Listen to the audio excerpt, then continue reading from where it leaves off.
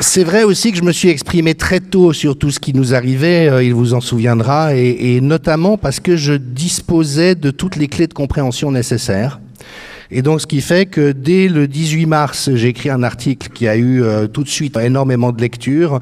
Dès le mois de mai, j'ai publié un ouvrage dans lequel je décrivais l'entier de ce qui était en train de se dérouler. Et donc, j'ai eu la satisfaction de voir sortir il y a peu un article de celui qui est considéré comme le meilleur épidémiologiste au monde, John Ioannidis, que j'ai présenté dans le cadre du CSI et qui confirme l'intégralité de ce que j'ai dit dès mars, avril et mai 2020. Et je le dis vraiment sans orgueil. Quand vous avez les bonnes compréhensions, les bonnes connaissances, les bonnes références documentaires et que vous savez aller chercher celles qui vous manquent, vous voyez, c'est comme un médecin qui sait identifier que son patient a une angine à streptocoque.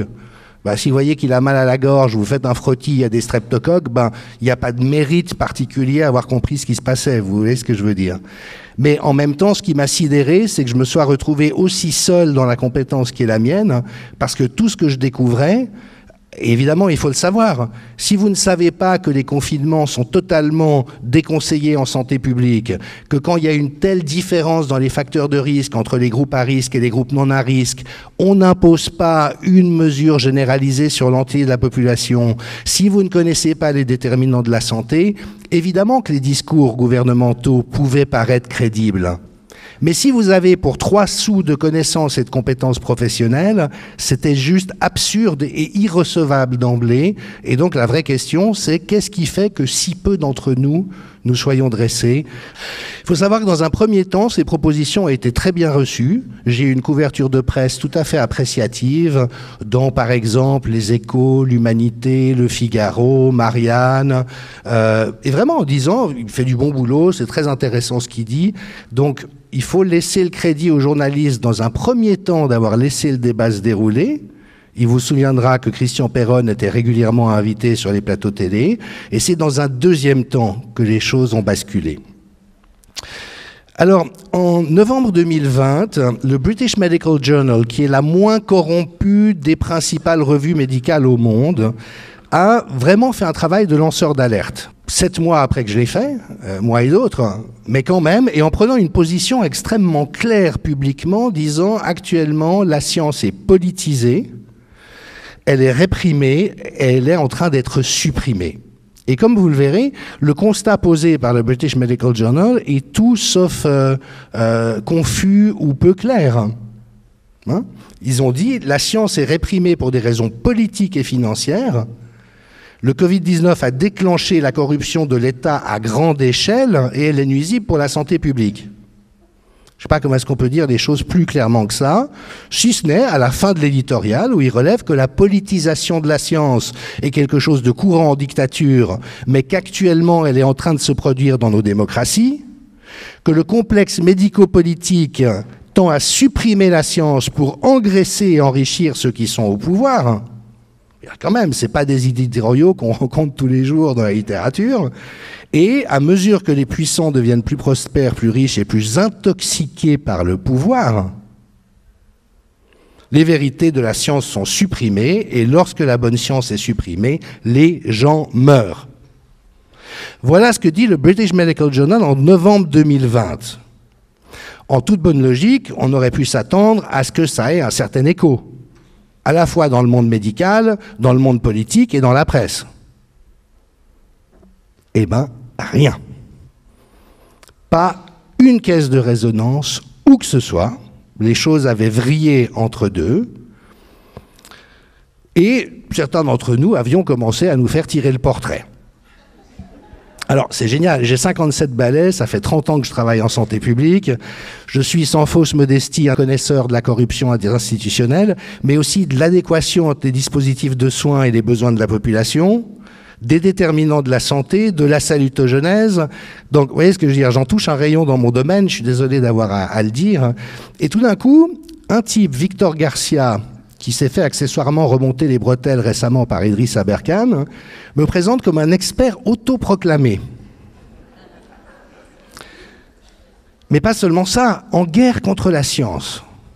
Parce que je dénonçais la corruption dans le domaine scientifique. Alors évidemment que ça nous remet tout de suite dans les propos d'Ariane. Un État dans lequel, si vous luttez contre la corruption de l'État, on vous fait passer pour un ennemi de l'État, c'est bien la définition même de la dictature. Et avec un petit twist amusant pour ceux qui apprécient ce genre de décortiquage, c'est qu'on est dans la version accusatoire. Comme l'a montré Idriss Aberkane, Victor Garcia se fait passer pour un journaliste scientifique, mais il n'a aucune formation dans le domaine scientifique, il ne comprend pas la science, il ne sait pas la lire, il ne sait pas la décrire. Donc comme William Oduro au Monde, qui est un spécialiste des jeux vidéo, et qui maintenant traite des questions scientifiques, ce sont des autoproclamés qui n'y connaissent rien et qui cherchent à faire passer de bons experts comme étant des gens qu'il ne faut surtout pas écouter. J'enchaîne, non pas par nombrilisme, mais surtout pas pour me justifier. Quand vous avez affaire à des accusations malveillantes à tort, il ne faut surtout pas essayer de se justifier. Mais moi, ce qui m'intéresse, c'est la mécanique. ID News, qui est une feuille de propagande pour l'industrie pharmaceutique, a lu mon fameux article et l'a décrit ainsi, une rhétorique sinueuse. Donc on instille tout de suite le soupçon. Et puis, le journaliste dit, il s'attache à défendre les positions du professeur Raoult. Mais ce n'est pas du tout mon propos. Moi, je suis un expert en santé publique.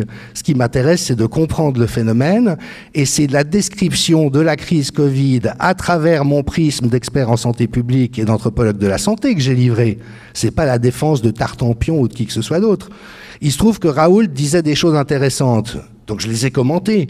Mais le but de mon propos, ça n'était pas de défendre les positions du professeur Raoult.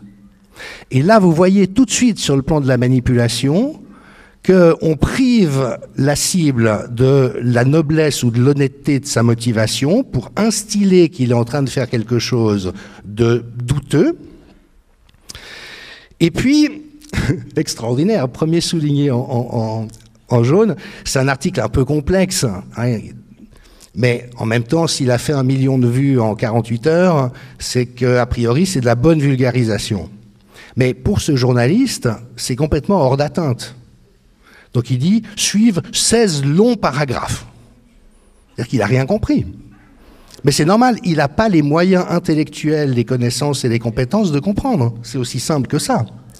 Et puis après, il pointe le problème de mon article, c'est que je dis, mais c'est tout aussi vrai aujourd'hui, que le problème avec le Covid, c'est que c'est une maladie bénigne pour l'immense majorité des gens, mais qui peut être gravissime dans certains cas. C'est ce passage de la phase respiratoire à la phase vasculaire, qui concerne très peu de gens, mais qui, par contre, provoque des dégâts majeurs, surtout si on ne le soigne pas. Donc, vous voyez, j'identifie le 18 mars le cœur du problème, et lui dit c'est un procédé, semble-t-il, fréquent chez l'auteur. Oui, mettre le doigt sur les choses qu'on peut vérifier et qui s'avèrent vraies encore 2 ans plus tard, j'espère que c'est effectivement quelque chose de fréquent chez moi, en tout cas j'y aspire. Alors on a vu ce déferlement de haine et de dénigrement, Christian Perron, anti-vax et idole de l'extrême droite, la chute d'un professeur jadis respecté. Je vous donne envie l'auteur de cet article, Victor Garcia. Et puis une vraie harcélosphère, médiatico. Mais alors ça, il faut savoir que c'est très pensé, c'est très organisé. Et donc vraiment des stratégies collectives de dénigrement de tous ceux qui osent s'opposer à une narration par ailleurs complètement délirante.